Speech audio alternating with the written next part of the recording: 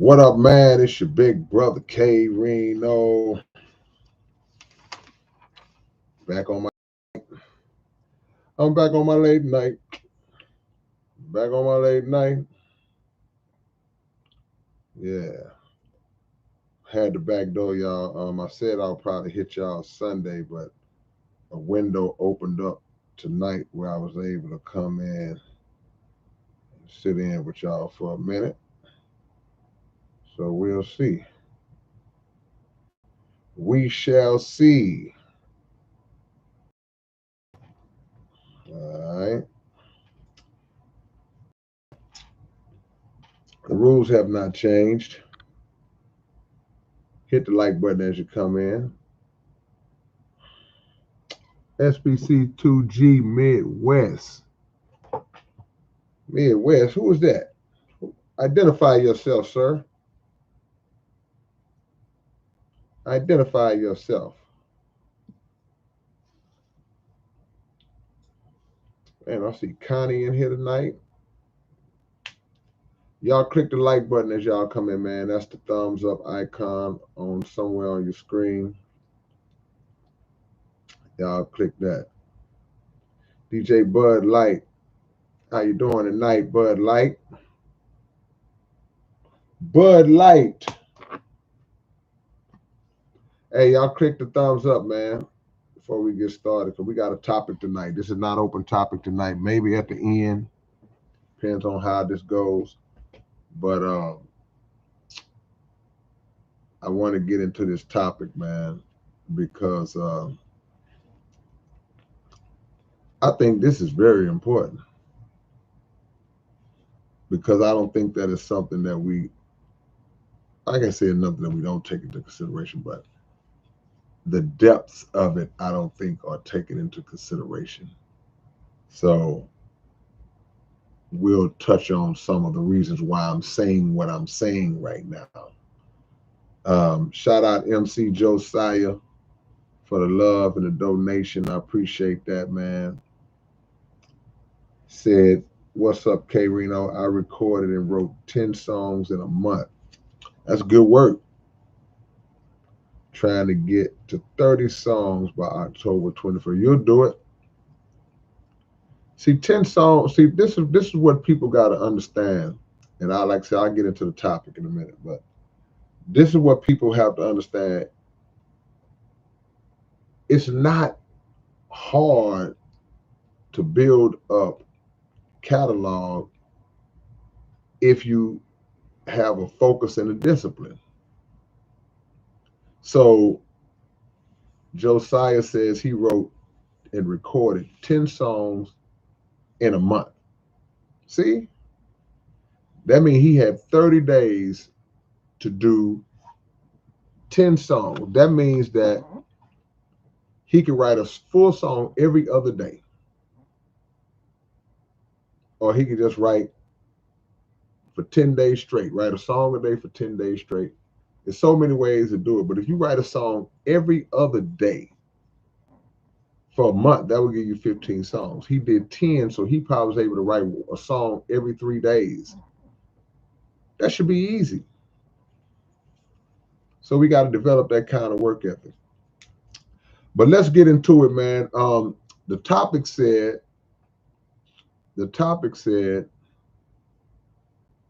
title said, I'm sorry.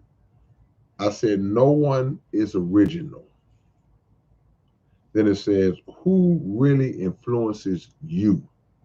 And I was thinking about that because I've had conversations with people over the years. I've had arguments and debates with people throughout the years who take on the, what's the word I'm looking for? They take the approach, they live with the approach that they don't follow anybody. Man can't tell them nothing. I'm self-taught. They take that approach, and I've heard so many different people say that throughout the years. I don't need nobody. God gave me a brain, and that's cool, that's true. But the fact of the matter is there is nobody walking this planet that has not been influenced by the words and actions of somebody else. Even if you become a scholar, even if you become a philosopher, if you become a doctor, if you become an attorney, if you become a famous athlete, rapper, actor, you were influenced by somebody else. Somebody that was somebody you looked at who was doing a thing, and that thing that you saw them do sparked something in you, motivated you, planted a seed in you, and made you say, I'm going to do the same thing too. Doesn't matter who you are. There's nothing new under the sun. I don't care. Now, that's not to say that your greatness can't be reached or that there's no distinguishing qualities that you can create off of what you may have been influenced from somebody else. It happens all the time. You can find yourself within that bubble, but it started with somebody else. So an example I give of that, we have the great astrophysicist um, Neil deGrasse Tyson, right? Who I'm a big fan of. And somebody asked Neil deGrasse Tyson, they said, well, man, I'm paraphrasing the question, but I think they asked him something along the lines like, who did he feel was the most important figure in terms of maybe just the whole conversation of physics? I can't remember exactly how they worded it, but he said Isaac Newton, right? So Isaac Newton is credited, though I believe that we knew about these principles long before Isaac Newton, but he's credited as the discoverer of gravity, or that person who kind of um, gained the understanding of how gravity works and other aspects of physics and things of that. And he's credited with that. But my point of saying that is that Neil deGrasse Tyson credited him as being, hey man, this guy's the most important guy, whatever, whatever, whatever. And Neil deGrasse Tyson is a giant himself, right? So everybody that you see, there's somebody, they developed their somebodyness off of somebody. There had to be a rapper that your favorite rapper heard at some point in their development, or before they even were developing, that made them want to start doing it in the first place. Nothing is original.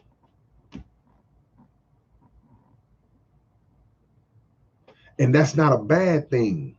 That's not something that's a bad thing if you understand it. Because to draw inspiration from someone, even if early on it might come in the form of imitation. And they say imitation is the greatest form of flattery. But even if the inspiration translates into imitation in the beginning, where it's like, okay, you know what? I'm influenced by this guy so much. When I started off, I was trying to sound like him. I was trying to rap like him, you know? Then eventually you kind of find your own voice, your own way, but the seed was planted based on what you saw from somebody else. In athletics, it's the same thing. Everybody that we look at, if I look at Muhammad Ali as the greatest, You say, okay, well, Muhammad Ali was my biggest influence. He was the greatest of all time. He did everything. He did everything. But if you study Muhammad Ali, he gonna go to Sugar Ray Robinson. Ali gonna tell you, nah, man, my influence was Sugar Ray Robinson. That's who he learned the dancing from. That's who the hand, he wanted to have a hand speed. He wanted to have the flashiness. That's who he learned from. He learned the whole shaping of his image, talking about Muhammad Ali, where you see Muhammad Ali say, I'm the greatest, I'm the greatest, I'm the greatest of all time. Nobody can beat me. If I lose, I'll leave America for 30 days. And he got that from a wrestler named Gorgeous George. And he incorporated it into his boxing persona. So everybody pulls something and draws something from somebody, but you shape it and you make it your own once you start to mature in it. So athletes have a template. Look at Kobe. As great as Kobe was, everybody knows how great Kobe Bryant was as a basketball player, but it's no secret that he studied the blueprint that was Michael Jordan. Everything he did was Mike. The walk was Mike. The talk was Mike. The work ethic was Mike. He watched film. He studied Mike. The footwork was Mike. The form was Mike. Everything was Mike.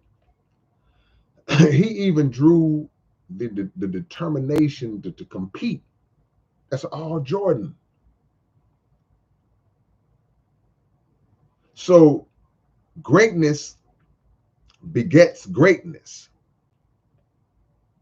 And it's nothing to be shameful about if you say, I'm going to watch that person and I'm going to pull from that person whatever I can to become great or aspire to be greater than that person. See? So nobody's original. Nobody's original in anything. I see politicians do it all the time.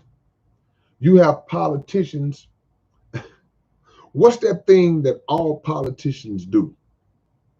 There's a hand gesture that all politicians do when they give their speeches. They always stand there and they do this with their hand. And I am promising you that when I become, I'm going to do this, and I'm going to do that, and I'm going to this, and y'all will see that I'm.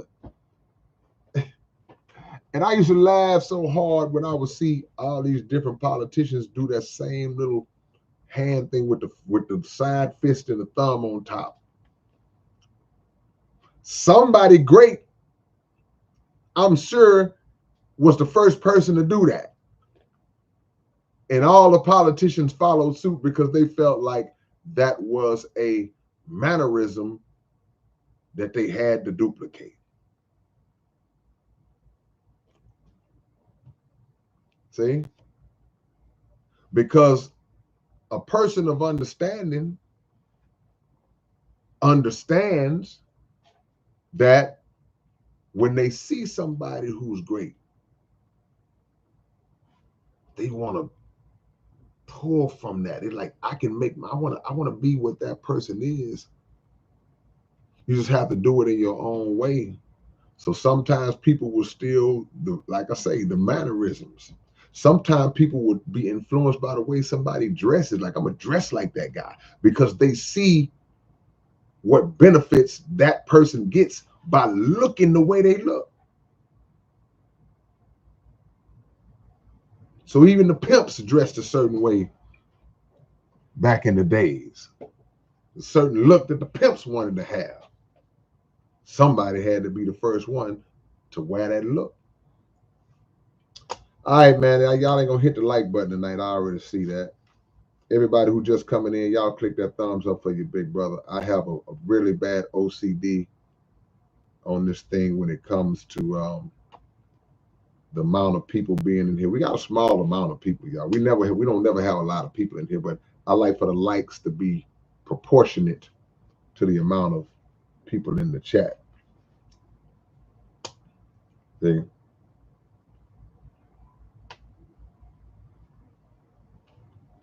So even the negativity has an ability, unfortunately, to attract people to want to be like that. So like I said, with the pimps and how they dress, the crooked politicians, um, the Ku Klux Klan, the Nazis, nobody's original. Everybody draws from somebody else. So it always bothers me when I see people try to talk about how they think for themselves and they're man, I don't follow behind nobody and you a lie. Everybody follows behind somebody or has followed behind somebody to whatever you are now.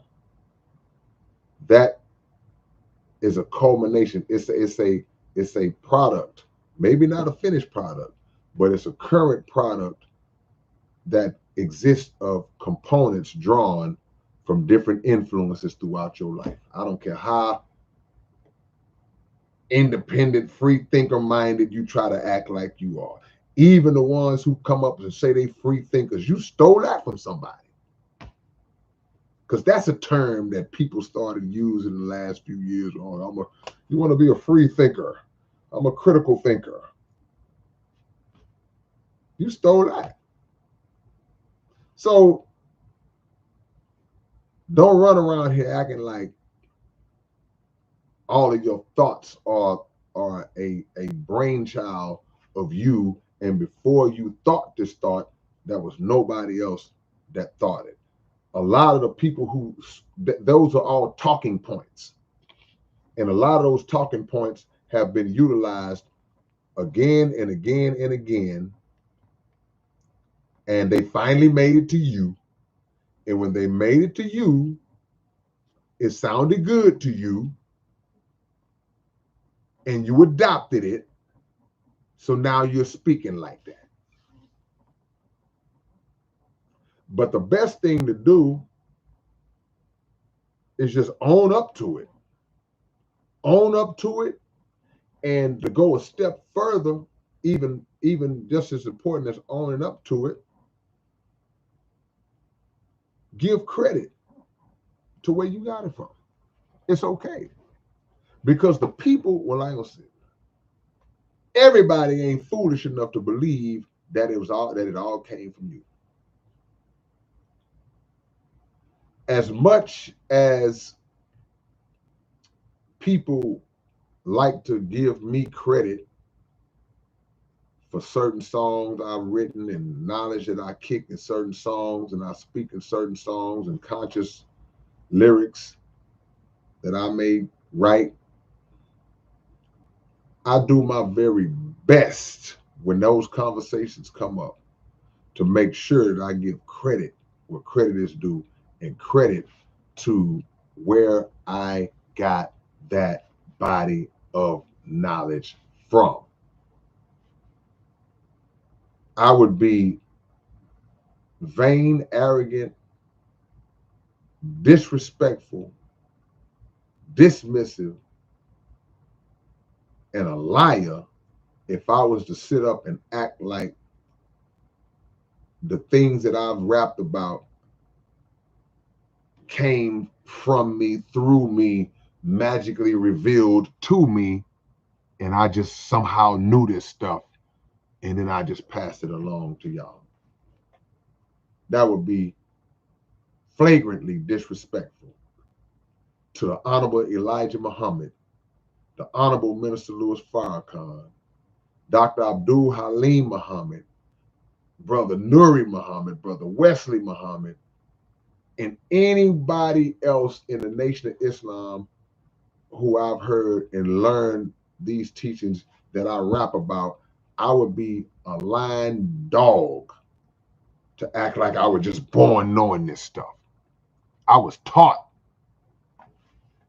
these things, and they inspired me enough to say, hey man, the world needs to hear this. And since I do what I do for a living, which was inspired and influenced by somebody else, it's only right for me to give credit where it's due and not try to act like I'm some big person with all this knowledge. Can't do that, man. That's out of pocket. As a matter of fact, I'm happy to say that these lyrics came from the Honorable Elijah Muhammad's teachings, because I want people to go to him and get it all. So why would I try to act like, because if you try to come to me to get it all because you heard some lyrics, you're gonna be sadly disappointed because I don't got it all. I'm not wiser than the wise teacher himself. I ain't even close, not even in this universe. So if I tell you where I got it from and where to go get more of it, don't be foolish enough to stop at me.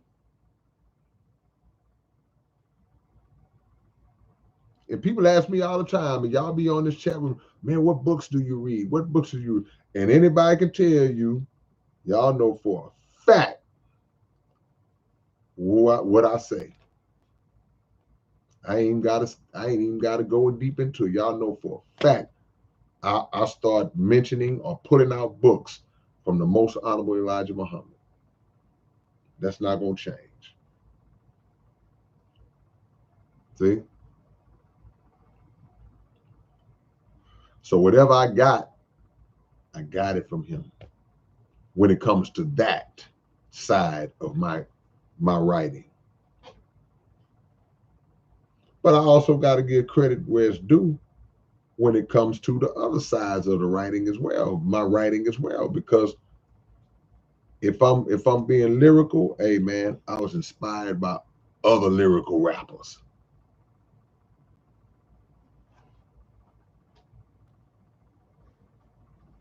Nobody's original. God is the only original. What you teach your children ain't original. Bad or good, you got it from somewhere. So the second part of that title says, who is really influencing you? Who's your real influence? You think you influencing yourself. Now, once you take in what you take in, yeah, okay, you running on autopilot now because you developed an internal I guess ideology. You created an ideology. You created a set of principles that you live by, and that set makes up your totality of how you move and how you live. But they are all parts that came from somebody else, different people, or maybe one person, who knows. So to run around acting like it was all you, no, it wasn't all you.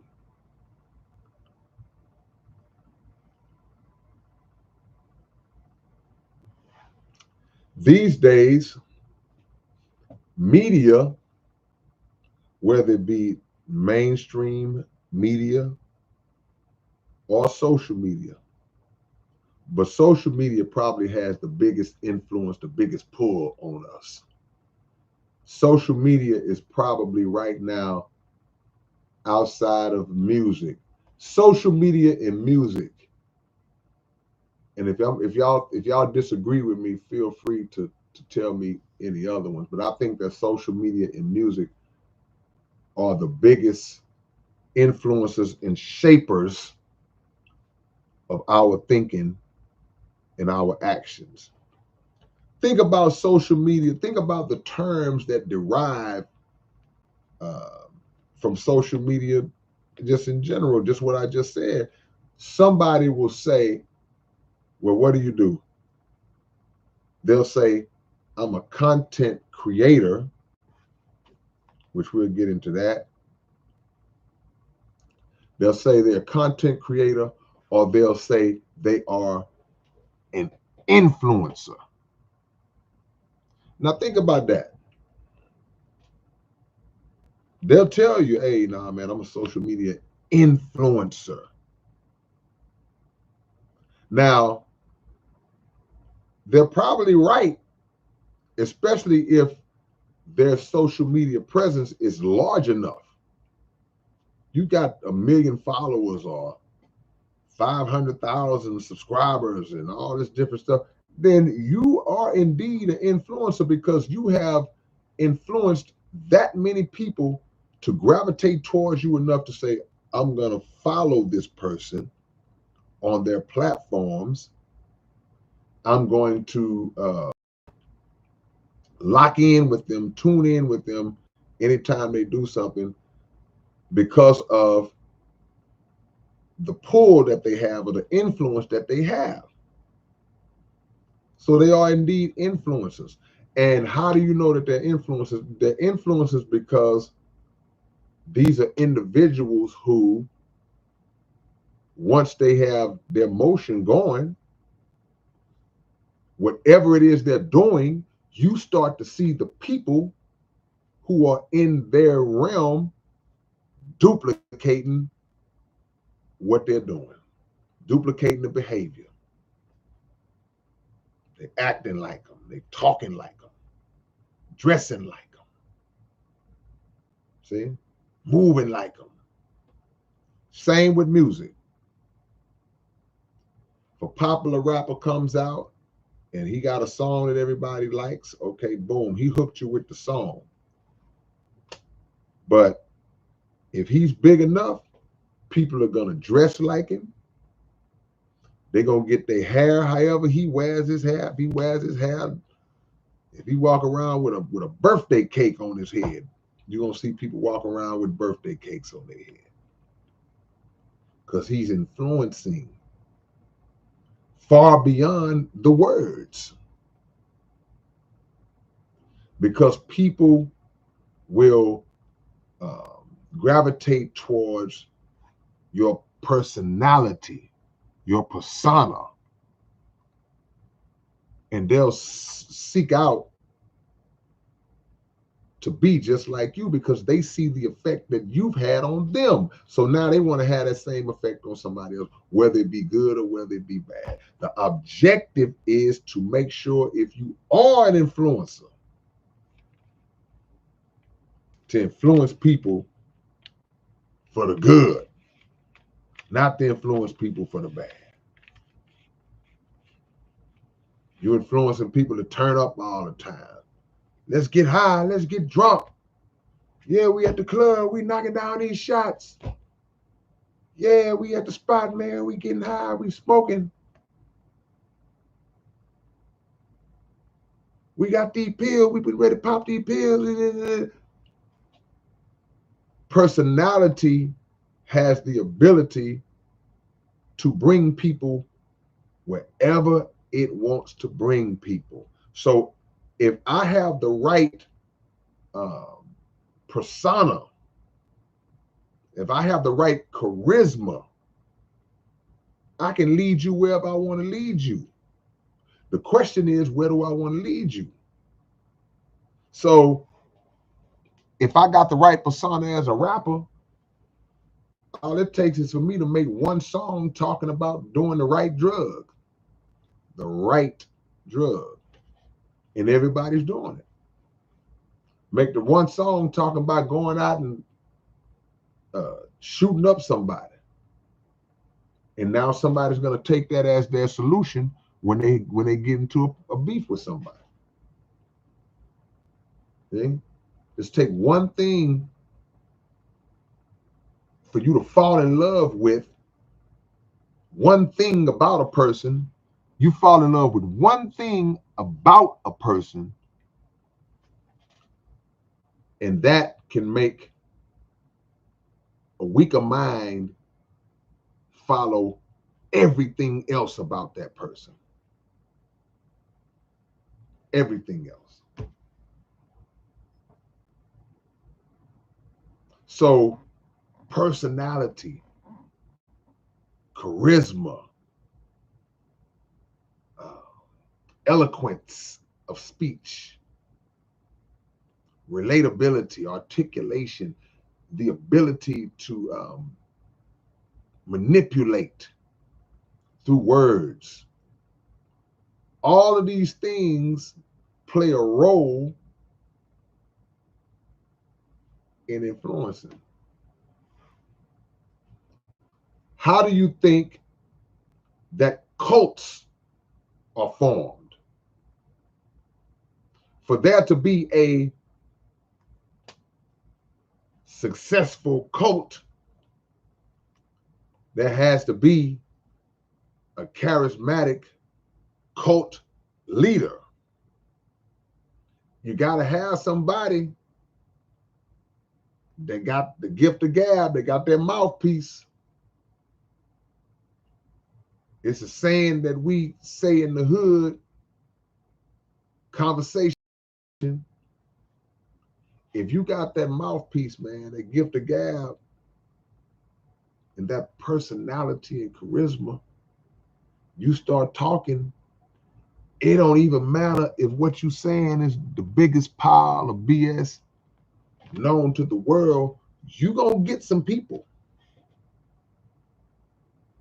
And not only do you get them to follow you in terms of whatever it is your doctrine is, you also lead people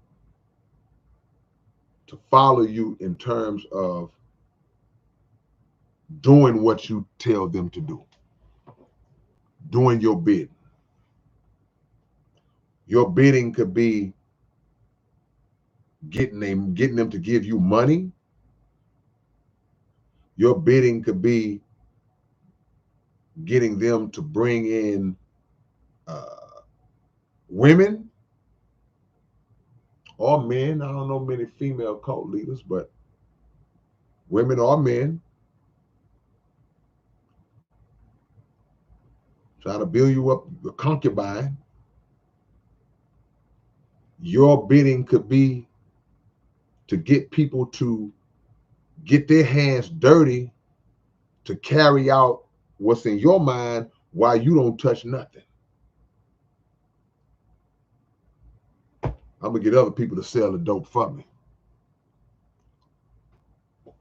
I'm gonna get other people to kill the people for me. See, to our knowledge, Charles Manson never actually committed a murder that we know of. We can't say that he never did. Who knows? But based on what's known, he had such an influence over his followers that he sent them to do it. And they do it. That's a hell of a gift used in the wrong way. So cult leaders have a gift. Cult leaders have a skill. Some people might not like to hear it phrased like this, but it's a fact. A leader of a cult has a skill, that gift and that skill of conversation, influence, relatability, charisma, personality, intelligence, knowledge, because you can't be a dummy and lead a cult. Now you may have it may be arguable that the people that are following you ain't too bright, but that's not always the case. Sometimes these people are highly intelligent people, but a cult leader has the skill of knowing how to appeal to that thing that's inside of an individual that fills a void that they need. I can find out who you are and everything about you. I can find out what it is you actually want and need that's outside of what you already have. You may have a successful profession. See? And he can tap into that and speak to that and pull you in, no matter how smart and intelligent that you thought you was. So as we go back to social media, it becomes one of the biggest influencers of people, male and female, because now the influence is on a it's like a wildfire. It's caught on to the point. It's a epidemic, a pandemic. It's caught on to where it runs on autopilot now, to where everybody for the most part seems to be doing the same thing. Hard to go on Instagram, Facebook, any of the social media platforms, any of the big ones. Hard to be on there without seeing a woman that wants to be half naked on the platform. Where did that influence come from? See? So now I can, well, not me, but a woman can be on Instagram with a bikini on, 500 pictures with bikinis on, shorts pulled all up in a crack. I ain't gonna say half. If people say half naked, no, 98% naked, and all under the umbrella of I'm an Instagram model.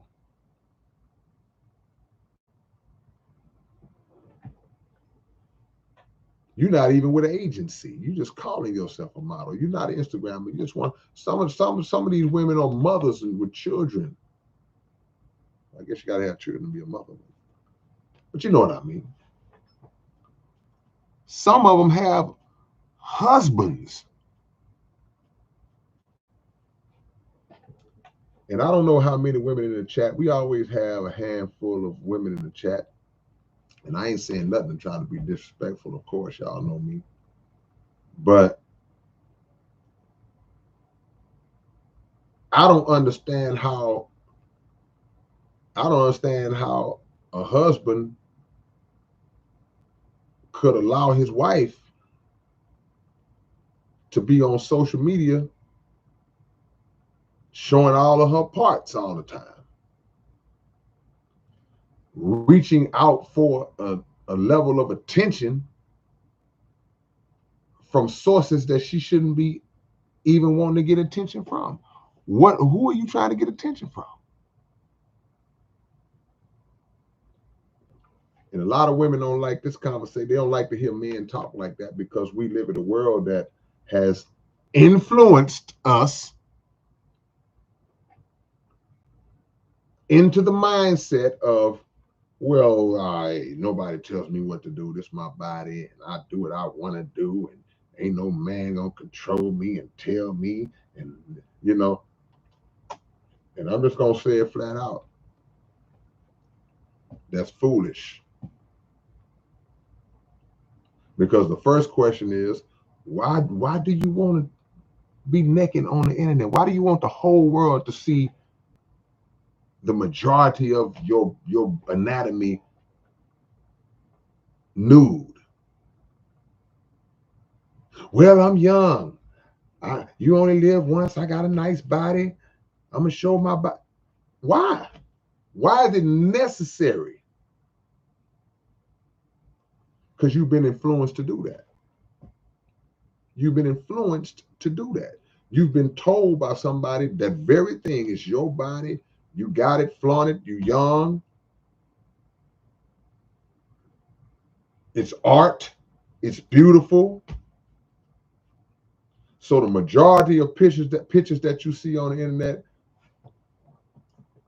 there may be a woman on the picture,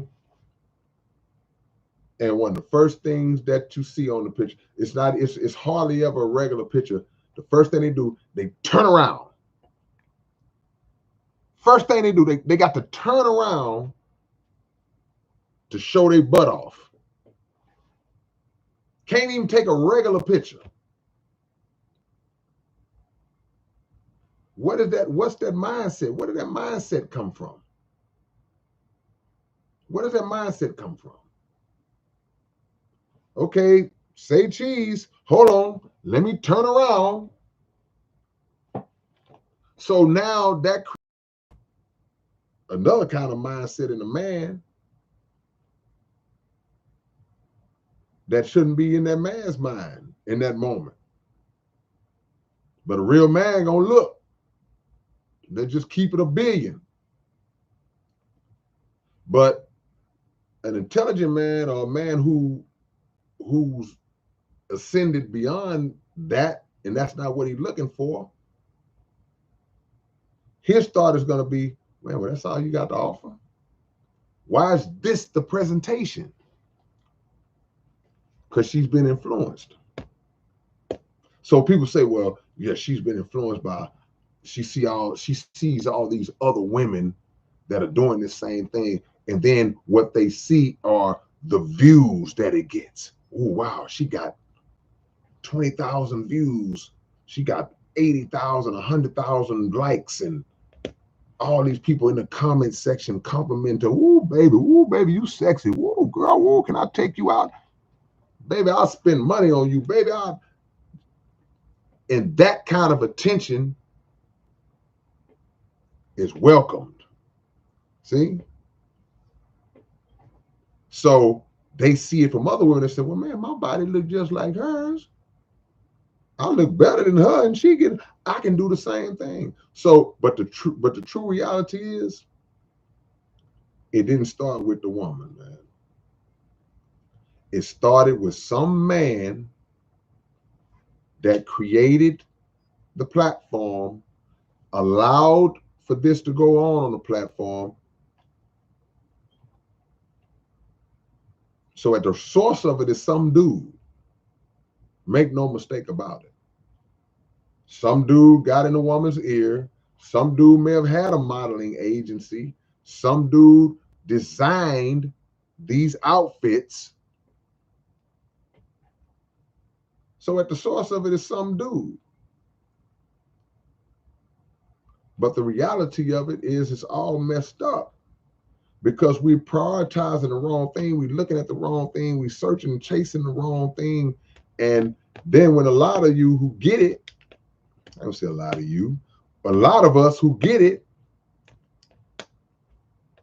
it ain't what it's cracked up to be, is it?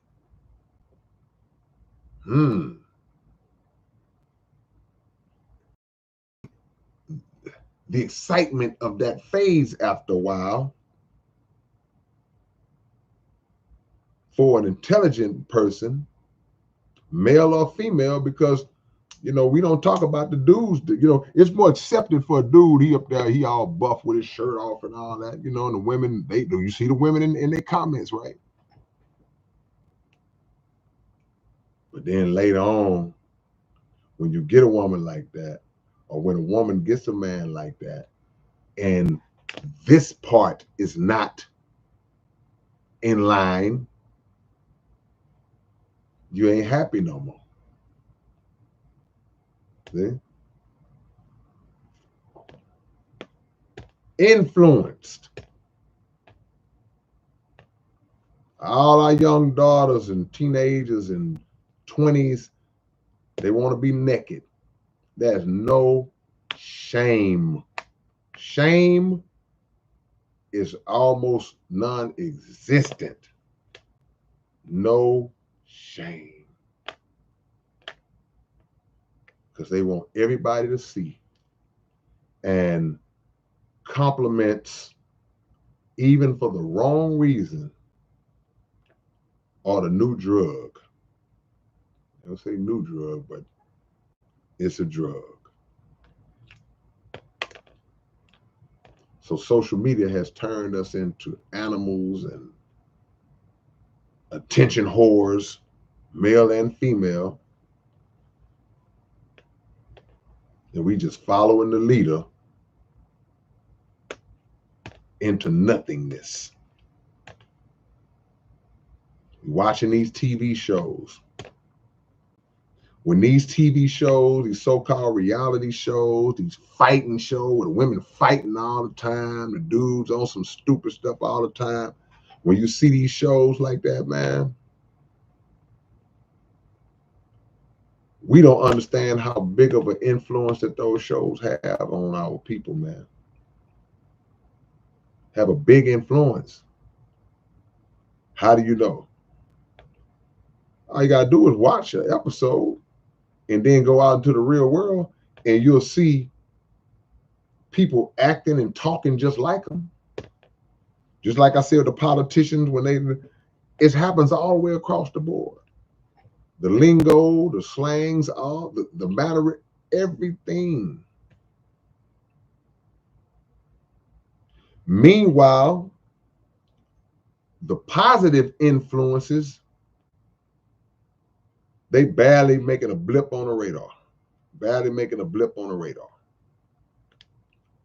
But not necessarily, the positive influences are not registering, not necessarily because they're just not for whatever reason, or that the people wouldn't take to it.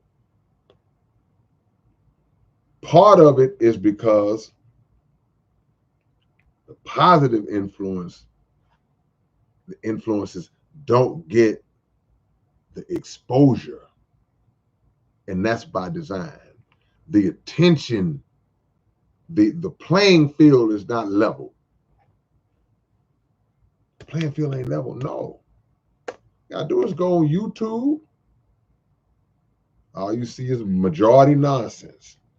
Go on Instagram, majority nonsense. Facebook, majority nonsense. All these platforms, majority, I didn't say 100%, but majority nonsense. So the playing field is not level because they actually allow more to be pushed out and distributed to the people than anything that's going to be nourishing to the mind. Because they want the people ignorant. We falling for, they want us stupid. They want us out here talking crazy, looking crazy, acting crazy, half naked, shooting up each other, killing each other, talking crazy, making records that our little babies shouldn't even be listening to, just to start the process all over at an earlier age than when it started with us. And we fall for it. And falling for it. And falling because of it.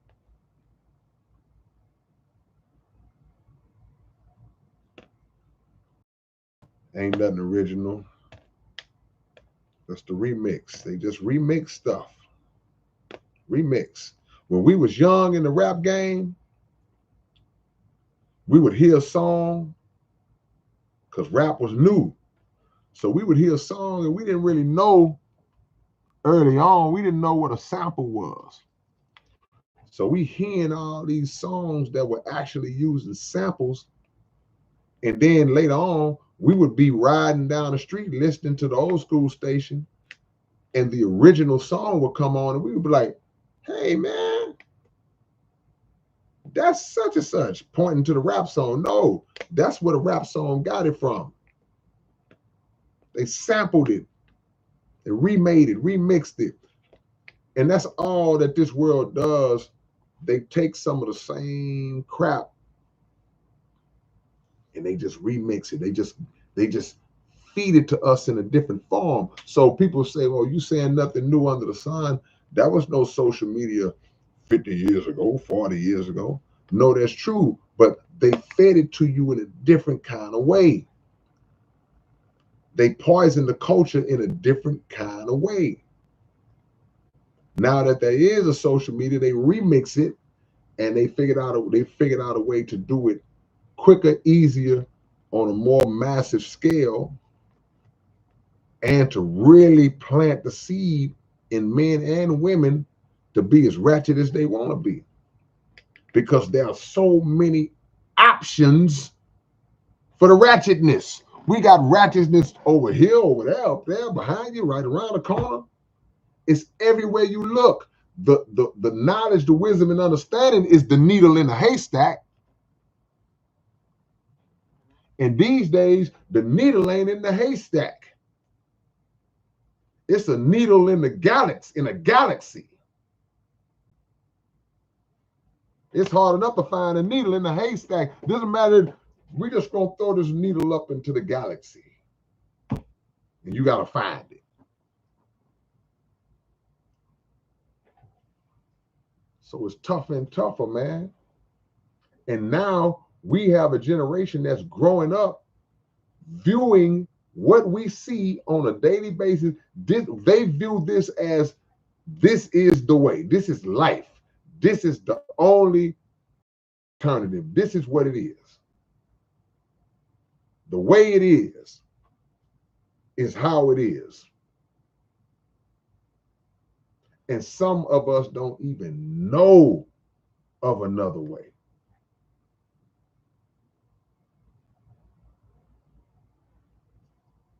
So who's your influence? Man, don't nobody influence me. You a lie. Somebody influence you. Make none of this up yourself. All right, man, I've been talking long enough. Let me see what y'all got to say about this. I'm going to start current and go up. But also, real quick, I wanted to talk about government and media's marriage. Government and media have a marriage. They're in a relationship, meaning that things that the government want to impose on the people, they go through media outlets to be the presenters of the nonsense to make us, number one, exposed to it, number two, accept it as being truth and being the right way, being the reality. If there's something that the government wants to implement and wants the people to ride with, they got to get the media to back that.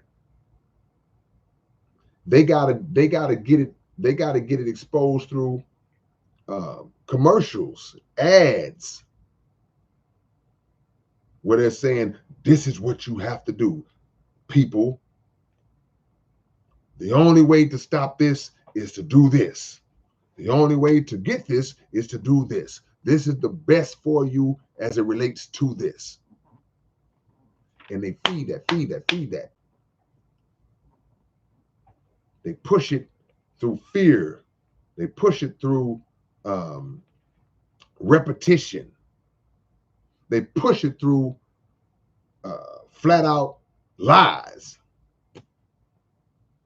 And now we're like, "Oh, I gotta go get this. I gotta go do that." Says who? Because they said on TV that if we don't do this, then and it's drilled in, drilled in, drilled in, drilled in, drilled in.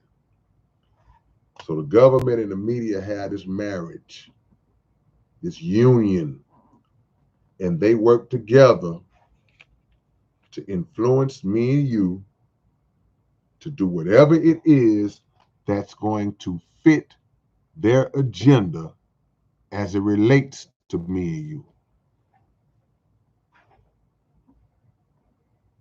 Ever think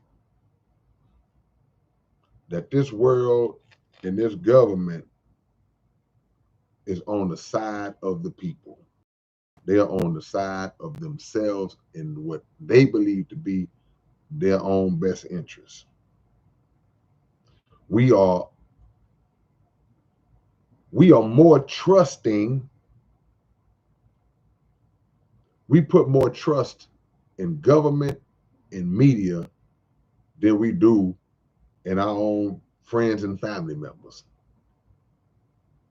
Now, don't get me wrong. I know we got some untrustworthy friends and family members and acquaintances and associates and all that. I understand that. Like, man, I can't trust these Negroes. I understand that. But I'm speaking on a whole. I don't know your Uncle Junebug. I didn't know he smoked crack and he stole the TV. I didn't know that. I ain't talking about that.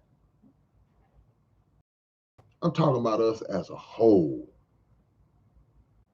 And then when somebody comes along that is anti-establishment and they have the facts and the information to back it up, to back up whatever it is they're saying that it is anti-establishment, that is against the grain and against what's normally presented to us as being what we need, when in reality it's not. It's been so ingrained and instilled in our mind that we either don't recognize the person who's telling us the truth, or we just flat out reject it. We don't even want to hear it, because the truth has been made to look so foreign. The truth is a foreign language to people who speak the language. Y'all click the like button for you, man, for your big brother, man. If y'all haven't clicked the thumb in here listening to me, please do that for your big brother right now. Anybody who haven't clicked the like button, give me one. I appreciate that one who just gave it to me. Thank you. I'm gonna leave y'all alone. I'm gonna settle for the one.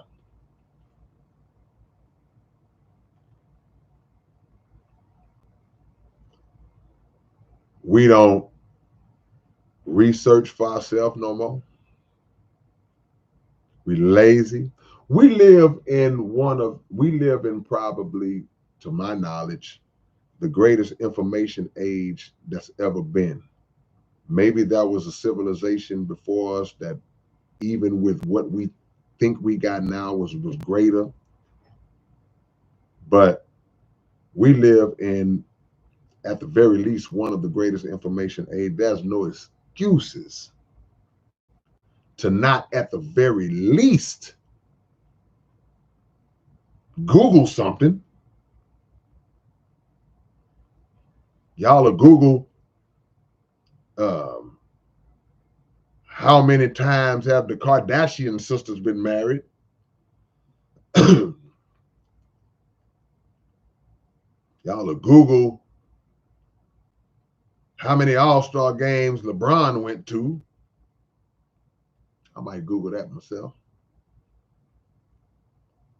But basic, I won't say basic, but critical life information, or even basic life information, we have no interest in that. Our brains have been just dried out and stagnated as it relates to wanting to know truth.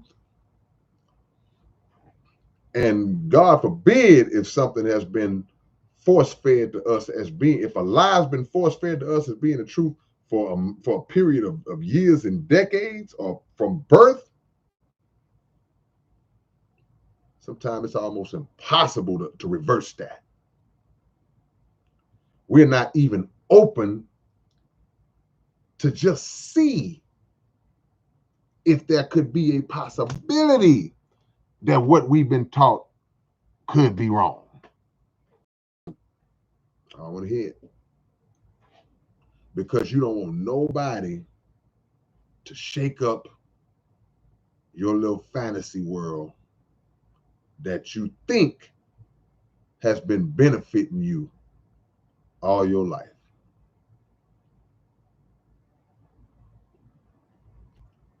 All right, let me read what y'all talking about, man. I did it at exactly 1 hour. K for real 68 says, who is that mystery God? That's where our problems are rooted.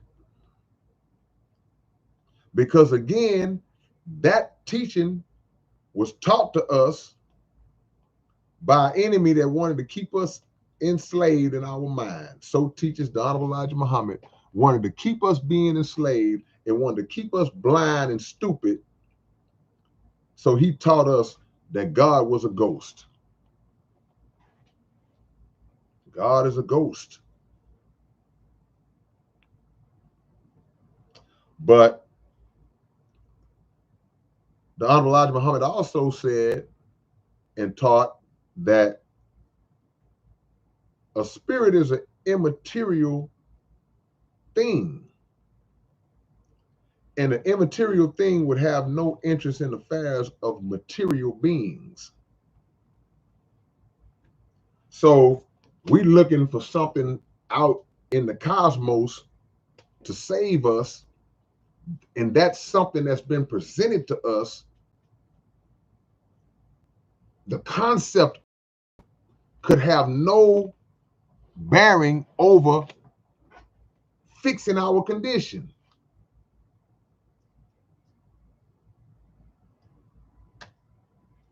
It would take somebody, someone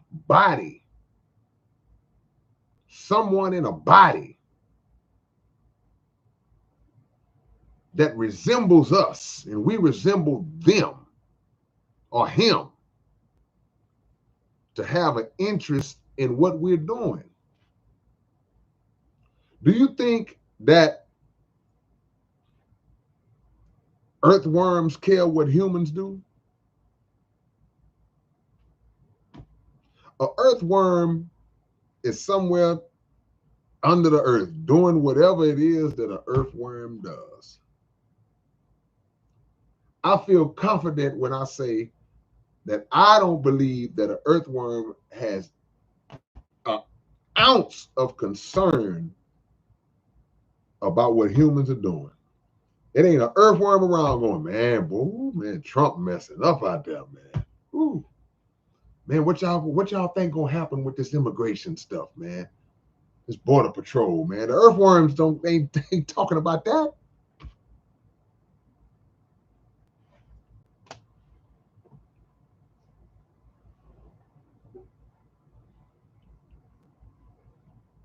Trap mob. Yeah, the earthworms were designed by a creator. But the earthworm is inferior to God's greatest creation, and that's us. But the earthworm, the bee, the snail, all of these creatures, the squirrel, all these creatures, they seem to live more in their purpose. They seem to walk in line more in their purpose than those of us who are far more intelligent. They're more in line with their nature than we are.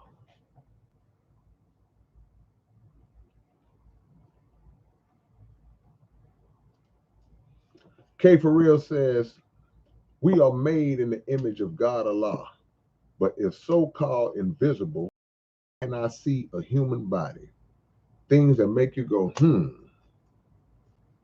somebody taught us to pray to the invisible. Somebody taught us that the invisible, that Casper was the one who was going to save us. So when I hear atheists either debate a creationist or they try to go or they make a comment about a creationist, they say one thing that I do agree on. They'll say, well, y'all are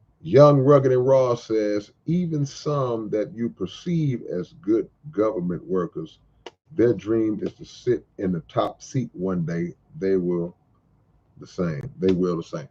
Yeah. A lot of times we see people who start off on the right track. They got the right heart, the right mind, and as they start climbing the ladder, somebody turns them. They turn them at some point. They switch them. They flip them because the more the higher up you get, or as you start to try to ascend, sometimes people find themselves in positions where they're seeing a certain seat. That's the position I want. And then you come across people that can put you in that position, but it comes with a price. It comes with a stipulation, comes with a condition. And sometimes that condition is, hey man, well, you got to fall back on all of this extra stuff that you are trying to do for the people. You don't get them perks because there are certain things that government ain't gonna ever do for the people. So in the mind of a naive politician on his way up, upstart, fiery young politician that's trying to make a change for the better, he may not know that at the time. So he's saying what he's gonna do and blah blah blah, and he means it or she means it. But as you start to getting up there, they'll turn you because you're not gonna get up there and be for the people and be able to actually execute things for the benefit of the people. You won't even make it to that seat. You're gonna have an understanding coming in.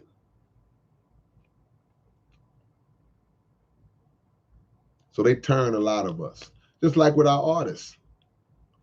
You remember those underground artists that was so dope back in the day? Ooh, man, that's my guy, man. He underground. Then they signed with a major label, and now they watered down. They ain't as hard no more, passionate, and they got turned. They got whoop. You ain't speaking about the people you making pop songs and all this stuff, man.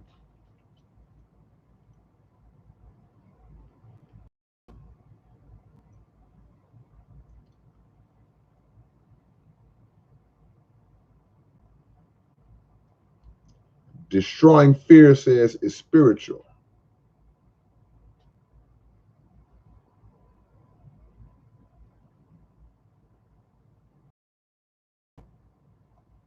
I'm going up, y'all. I ain't going down. I ain't going from top to bottom. I'm going from the bottom to the top. Young, Rugged, and Raw says abnormal is the new normal. Yep.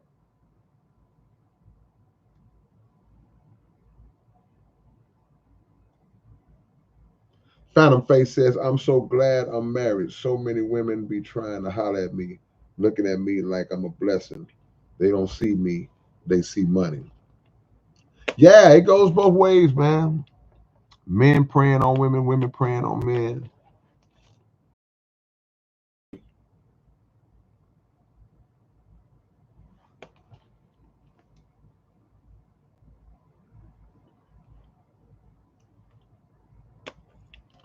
John Doe says it's easier to intake sin than it is to dismiss it. We are born bad and must be redeemed. Born in sin and shaped in iniquity, but yeah, it's easy. It's tougher to fight against this world because the evil is more prevalent. It's dominant.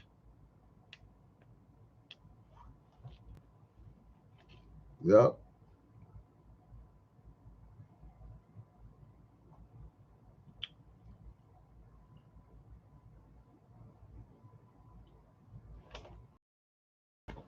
Yas poet says it's like men have certain behaviors, but women can. It's a double standard. Well, I don't necessarily agree with that. Like I said, I think women get vilified more for their behaviors than men do. I think I would say it's the other way around. There's a lot of stuff that we do as men that we get actually praised for. A lot of crazy stuff that we do, it's not looked upon as being as bad. You know, I can give you an example. If I showed up, at an event, I show up at a concert, and I got 3 women on my arm. I walk in the door with 3 women, all these women with me. We all together. These my women. There will be people that go, man, this dude here. But a lot of people gonna be like, man, that boy a player, man. But if a female showed up with 3 dudes, y'all already know what they're gonna be saying. And she say, yeah, all 3 of these are my men. They're gonna be called all kind of H's and garden tools.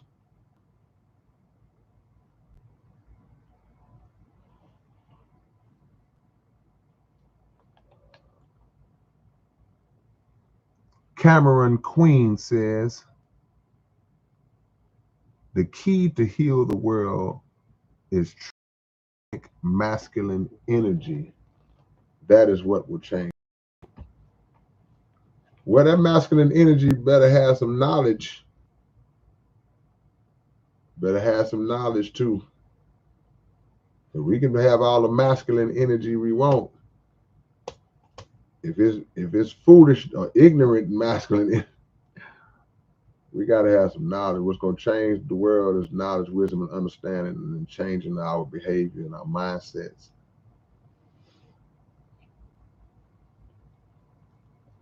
Michelle says, what respectable man will go for that in public? I see it, and I move from those men.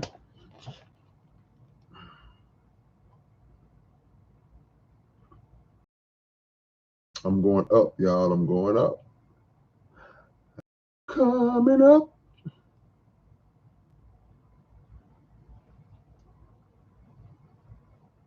Michelle says again, it's attention and wanting to be a star. And really, they are just hurting themselves and losing the real. Yeah, you lose yourself, especially in this industry.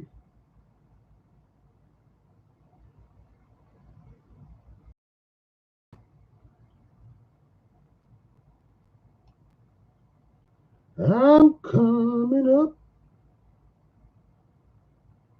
on the rough side of the mountain.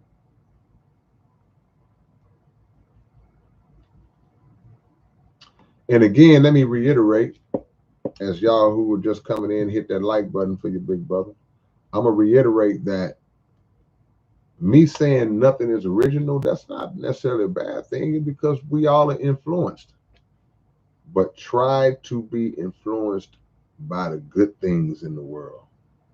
This world got a pull on us. Born in sin, shaped in iniquity. The shaping is the influence.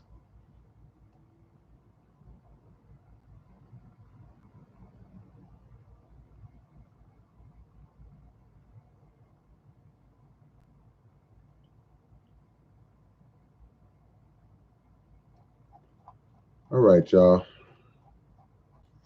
Let's see what y'all got.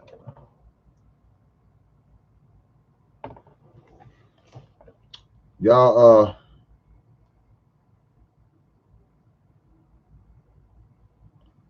drop your location. Let me shout y'all out. I wasn't gonna hold y'all long tonight.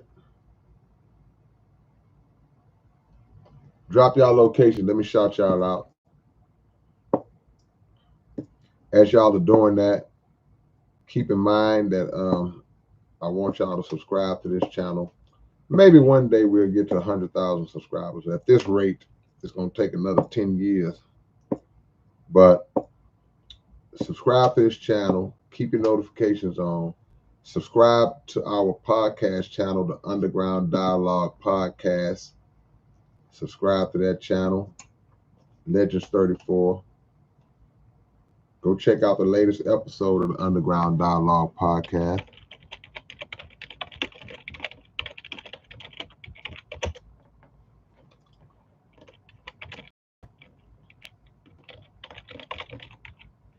And go check out my rap economics verse on YouTube or my Instagram.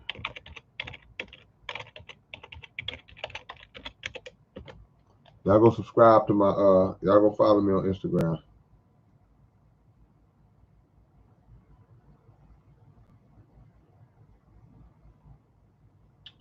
All right, let me shout y'all out. We got the homie John Doe in Tempe, Arizona. Chris B, I appreciate y'all coming through, man. I appreciate the support in Denver, man. It was a great show. Thank you, Chris. I love Chris. Vincent Muller is in Hawaii. Robert Kamer says the truest, realest advice or statement I ever heard from Big Mama. Pray for it. She is 98 years of age as of yesterday. Man, salute. That's right. Come on, Big Mama. 100. She said, you think you're original. You ain't even original. You was programmed to be you. Come on, Big Mama. What's up, Dominic Kennedy? John Doe is in. We got John Doe and John Doe and John Doe and John Doe. John Doe is in Rosenberg. Jimmy is in Anniston, Alabama. K for real, in Oakland, California. Connie is in San Diego, California. Robert Kane. Alvin Jones, Mac Rod, Memphis, Tennessee. Trap Mob Gods, Texas, Smithville tonight. Codeine, I see you, L.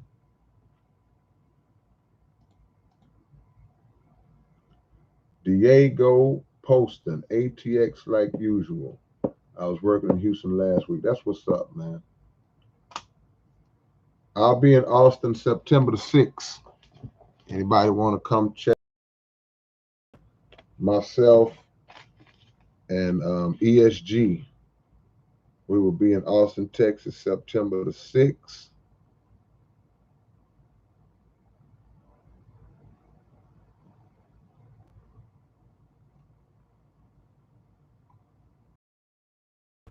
All right. We got Gordon Halliday, Edinburgh, Scotland. Who else am I forgetting? Chris B is in Denver. Mossberg 3 is in Seattle. Ethan is in the 408. Grandmaster. Man. Dominic in Smithville. Diego says the struggle made me great. Grandmaster is in Ypsilanti, Michigan. Shalom, Vincent. Is that Euro? I am 19. Oz, Australia. Spencer says even reading the Bible is setting yourself up for failure unless you rephrase certain words because you're manifesting the wrong thing. Well, I mean, again, and I can't speak for y'all, but that's the beauty of the Honorable Elijah Muhammad's teachings, because he decoded the Bible. He broke the Bible down to give us the interpretations of the truths of it and the falsehoods of it. So we got the keys, man. We got the key. Yeah. Phantom Face is in the 614.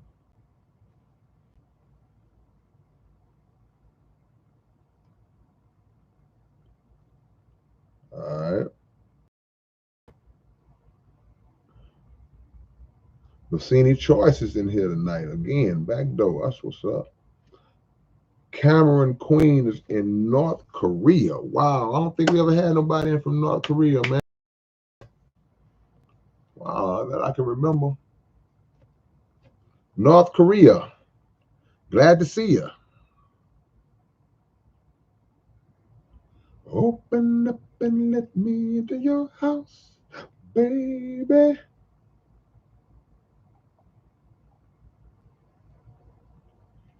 All right. There's nothing else. I'm trying to make sure I'm not forgetting anything.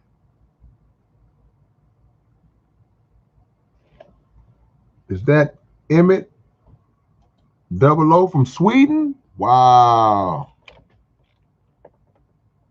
All my H-Town people, where y'all at? Much love.